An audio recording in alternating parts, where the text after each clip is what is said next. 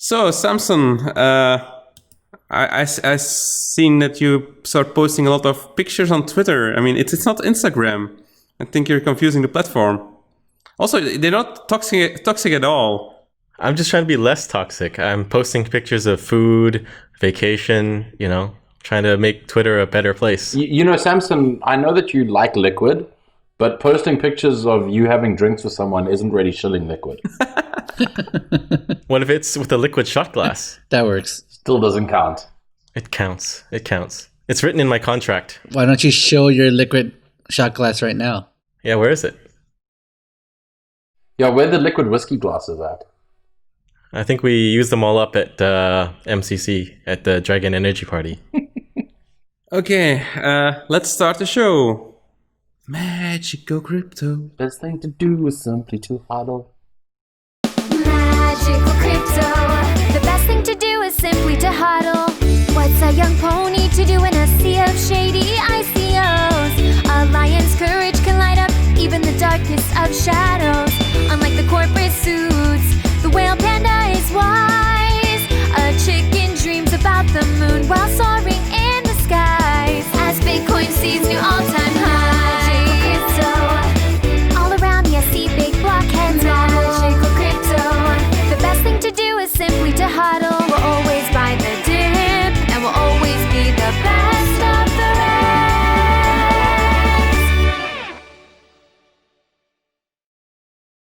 So, today with us we still have Samson Mao, who's now trying to become an Instagram influencer.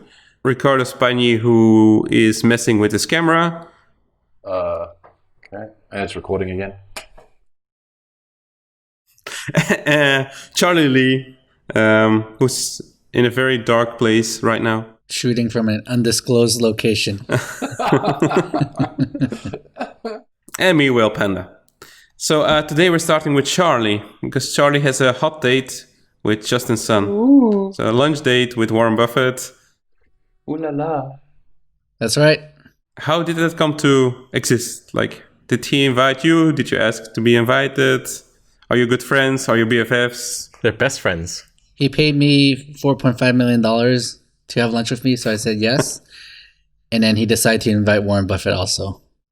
Okay, that's how it works. So who else is going? Don't know yet. We'll find out. Isn't it coming right up? It is. He's keeping the invite list pretty secretive. So, And when is it? July 25th. Okay. So probably already happened by the time you see this. No. We're going to be faster. Is that right? I heard, and I'm not sure if this is true, that Justin is auctioning off some of the seats. So he's basically going to recover all the money that he spent. Smart move. That would actually be smart. The 4.5 is a private sale, and this is the public sale. Yeah, this is the public sale. Yeah.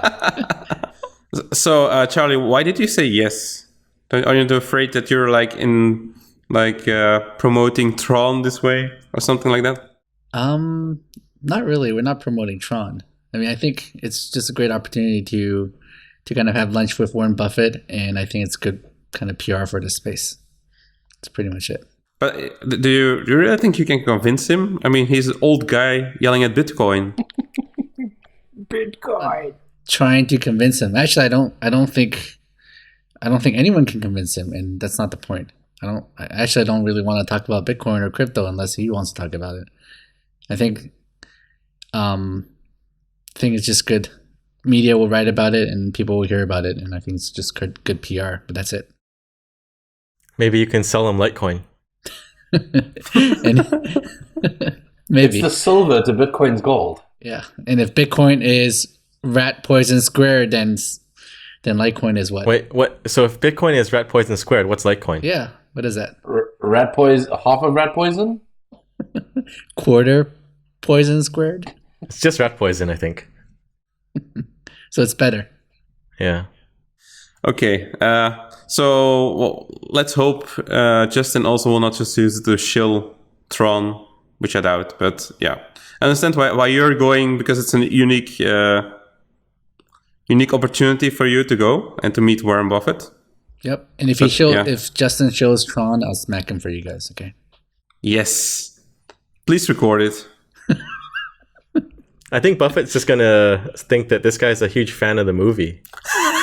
Tron, BitTorrent. I get it. I think Buffett is just gonna eat as fast as possible so he can leave. He's gonna be like, "So Justin, you created the movie Tron, right?" I like to remake more. Yeah, I'd like to invest in your movie making skills. And then you can share them on BitTorrent. I think there's a time for the lunch. It's like a set time. Buffett can't just leave, right? Well, it's 3 hours long, so Holy it's like from 11 a.m. to 2 p.m. That's a long lunch. So yeah, of course you can't leave. I mean, Justin paid $4.5 million for it, right? At least you could stay for 3 hours. So we'll see. Well, it depends on you guys. If you might make him leave. Yeah, I mean, there's a point at which I'd probably call it and be like, "Sorry guys, got a family medical emergency." No, he'll be like, "You can take this like $3 million back. I'm gonna go now. Here's a change." I actually do know 3 of the people that are going, but I'm not sure if it's confirmed. Okay. It's interesting that he picked all people from exchanges That's a good point. and no actual people who work on code or anything. I don't know.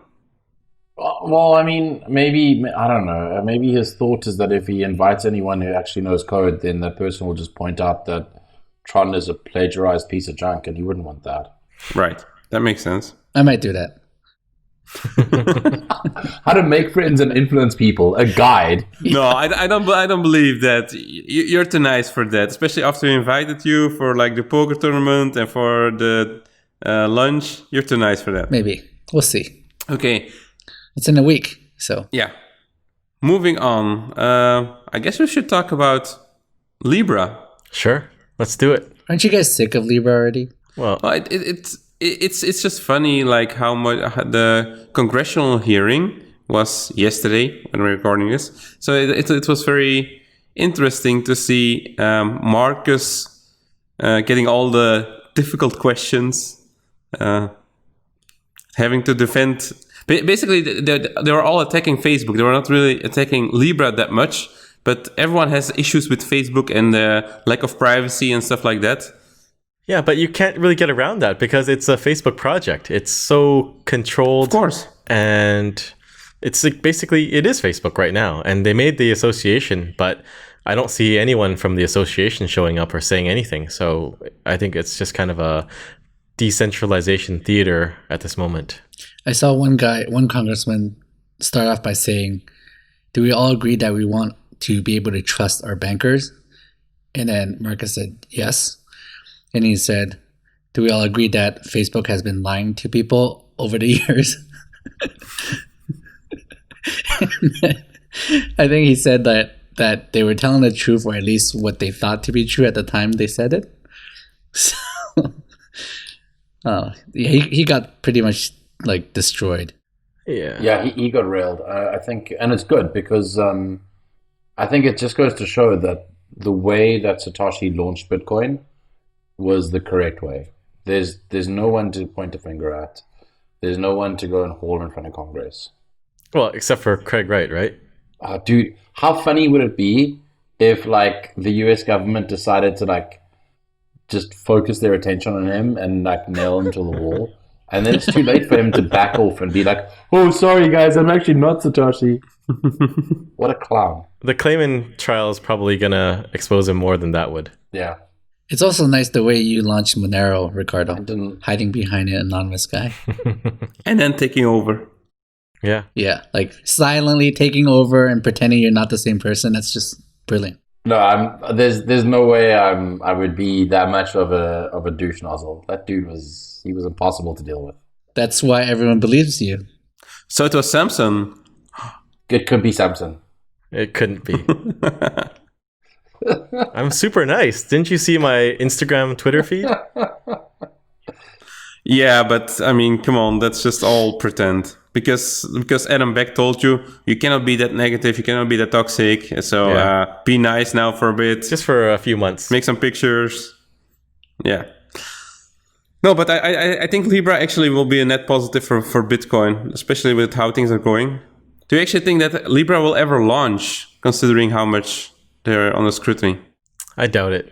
The way they've set it up is they're so unlikely to launch because they've constructed the governance model where the government can actually call them and say, hey, you guys have to comply with this jurisdiction, that jurisdiction. And the US is just the first step. Just wait until they want to go to the EU. Then it's like a whole nother set of hearings or forum discussions or whatever. So I don't know if they're ever going to launch. Didn't the one congressman say something like, so basically we have to trust that Libra is only going to be available in jurisdictions we like? Something like that. Yeah. But they also said, like, we'll comply with all your requirements. We're going to do exactly what you say. And that's just one jurisdiction. There's like so many more. Yeah. And those other jurisdictions are going to actually worry because if this is like complying with all US requirements, then what about data privacy for the EU or anything like that? There's different requirements in different jurisdictions. And if they want to be a global money, which they are aiming for, what about the Russians? Are they going to go and comply with Putin's requirements too? And then what about the US? What about China? Nah, China's no way. It's pretty much no way there's pretty much no way a US company can create like a global money for the world. No. And yeah, that's just not going to happen. I can tell you, even PayPal, if you speak to guys in like India who try and use like Freelancer or Fiverr or whatever, for them to cash out via PayPal is like a huge issue because PayPal's not really natively well supported, or it hasn't been historically natively well supported in India. So they have to go from PayPal to Bitcoin just to cash out. And that's a company that hasn't even created its own currency. Yeah. You slap an underlying currency in there, and you have got like a regulatory nightmare. Pretty much. That's what they're dealing with now. But I got to commend David Marcus. He's presenting a good face when confronted with all these tough questions. David Marcus just strikes me as a snake. Like his comments on privacy and how like no one needs privacy or whatever is, I don't know, it's so devious. I do not trust that guy as far as I can throw him, and I can throw people. So actually, one of the things that came up, so the congressman asked him like, so you've been working in the space for a while, you're an expert? He said, yes. I've been with Coinbase from, I believe it was August 2017. 2017! Coinbase? Yeah. Yeah, he was first at Coinbase, right? I didn't know that. Yeah, he was first at Coinbase, and he was on the board until somewhere in 2018. Yeah, December 2017, he was appointed to the board. Yeah. And then he started working in March 2018 or something like that on the Libra project. But anyway, he's an expert, even though he's been only in the space since 2017. And he was once president of PayPal. Yeah. Anyway, so it won't launch. It's bullshit, but overall it's good exposure to Bitcoin because a lot of the congressmen actually now understand that there's quite a difference and that they cannot regulate Bitcoin. There was some really good stuff that came out of the hearing, just like congressmen that demonstrate a deeper understanding of the space than I would have otherwise given them credit. Yeah, I noticed that too. So moving on, Ricardo, there was a Monero bug recently. Can you tell us a bit about that? What was it? Sure. So we use something called HackerOne for our vulnerability response process. So typically what happens is someone reports a vulnerability through HackerOne. We triage it. There's a vulnerability response work group that I'm a part of. We triage it. We determine the severity of it. We determine how much of the bounty the person's going to get paid. We figure out like what the mitigation should be. So, typically for some of the things, they're relatively small, low impact. It's easy to just patch and off you go. With some of the things like denial of service attacks, you kind of want to hold off on merging that pull, or submitting a pull request and merging it until closer to an actual release, because you don't want to reveal that there's an denial of service attack which would allow an attacker to like systemically take down nodes. More frustrating than semi-disruptive than actually dangerous, but still. There have been actual attacks that have been reported by HackerOne where the potential damage is more serious, and then we have to do something like prepare a private patch, go and let exchanges and economically sensitive nodes know, let them update, and then we can reveal it later once they've updated. And then eventually, the way HackerOne works, you eventually get to a point where you can now publicly disclose it. So typically, like periodically, say once a quarter or however often it is, the vulnerability response work group just go like, oh, we should disclose all of these. And you know, it's difficult to, just because of the nature of it being an open source project and the VRP being like, or the vulnerability response work group rather, being just like a bunch of people who, you know, work on it when they have time. Often there'll be just groups of things that are disclosed together. And of course the media then take that in their infinite wisdom, and they don't go and ask about whether stuff has been patched, and they don't go and read the actual issue. They just go like, oh wow, 8 things have been disclosed, and so these must be disastrous and everyone must panic. Meanwhile, like, the bugs have been patched months ago. It's just time in the process to disclose. And so they tend to do this like panic station clickbaity article.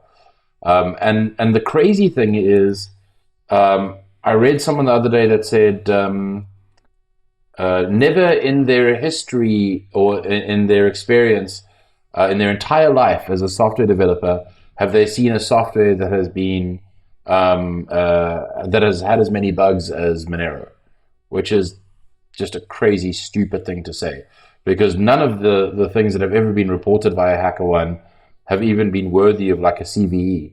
So it's, you know, there's it's good that we have a vulnerability response process. It's good that people are reporting stuff. It's great that these things are being patched. I'd much rather have that than have vulnerabilities that are ignored, or vulnerabilities that just live in the software forever, because, you know, we're not pragmatic enough to say this is an issue that we at some point need to address. Okay, I kind of zoned out. So there's a bug in Monero? No, I mean, yes, there are probably many bugs that still remain unpatched, but it's the media are just they're reporting on old stuff that got disclosed recently. So in other words, everyone should sell their Monero because it's not safe and not They secure. should sell their Monero and buy Litecoin, because Litecoin has no bugs in it. It's no bugs. It's bug free since '93. It has as many bugs as Bitcoin, which is 0. That's very dangerous. Yeah. Okay, obviously. let's take 2 questions from our fans. So Ricardo, yeah, we know you like wine, you love wine. What's your favorite grape? Don't say sour grape. Do prunes count? No. No, I'm a big Merlot fan. Or as Craig Wright would say, Merlot. Don't make the guy cry. Is that from his pronunciation of Hublot? Yeah, Hublot. Look at my watch, it's a Hublot. Did he really say that? I forget. Yeah, he did. And now I'm going to drink a glass of Merlot and pay with my wallet. Okay, and a serious question: are coinjoin coins tainted forever? That's actually something we talked about already before, but I mean, they are tagged as mixed forever, of course. So I don't know if it counts as tainted. So are coinjoin coins tainted forever? Okay, I don't think they're tainted forever. There are usually heuristics for exchanges to decide when your coins are okay, and typically it's like 6 hops away, which is also kind of dumb because then people can game the system and add a few clean hops if they want. But I think in general, if they actually move around and are cycled after the CoinJoin, there comes a point when they become just like any other coin. But they can't be tainted forever, because then you can taint all the coins, right? Or a lot of the coins, then no one can use it anymore. Well, yeah, I think it's kind of the point. Like at some point, we talked about it before, if more than 50% gets tainted, then what you gonna do? Not accept 50% of all the coins? Mm-hmm. So the answer is no, basically. Yeah. But I think it will get more difficult because, like I said, it's like 6 hops or something like that.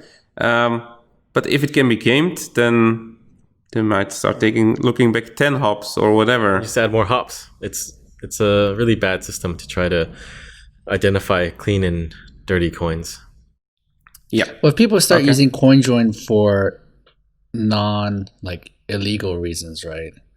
Then if everyone's using CoinJoin, then there's really no taint, because then it's just common practice for people to be using CoinJoin for financial privacy. Yeah. So I think we should get to that point where CoinJoin is used by everyone, and then so you can't really say it's tainted because it's used by everyone, or not everyone, but most people. It's just a matter of getting there. But isn't that like a too utopian vision for the future? I mean, ideally, even exchanges would you do that, but that's not going to happen. Well, it depends. I mean, it just depends where we get to with the software. If more mobile wallets have CoinJoin functionality or PayJoin, P2EP, then it's just going to become more ubiquitous. And I think there are some exchanges that could potentially offer it as part of their service down the road. It just depends where we go, if exchanges become more decentralized or if they become more regulated in that other direction. Okay. All right, I got something to show. I got this book, Bitcoin Billionaires, from Cameron and Tyler Winklevoss. So it's talking about their journey of how they became Bitcoin billionaires. So they have 1 billion Bitcoins? I don't know. Do they? So they're like super wealthy, but they find time to write a book. Okay. I think it's written by another guy, Ben Merzik. And Isn't he the Bitcoin rabbi? I think, no, he's not. He worked on the social network. So I think this is like kind of part 2 of the social network. Where Facebook introduces Libra because of Gemini. Exactly. So did you read the book? Was it interesting? Did you think he had time to read a book? No, I just got it. I just got back to Canada and it's on my desk. Okay. He was traveling around the world, having a lot of fun. I dream about reading books sometimes. I used to read a lot. If only there was someone who could just read the book to you every night as you're drifting off to sleep. Yeah, that'd be great. Are you volunteering? No, I don't mean me. I meant, someone female. Are you talking about audiobooks? No, I mean an actual person, guys. Come on. Okay, and that's the end of the show. Bye. Bye. Magical crypto. Magical crypto.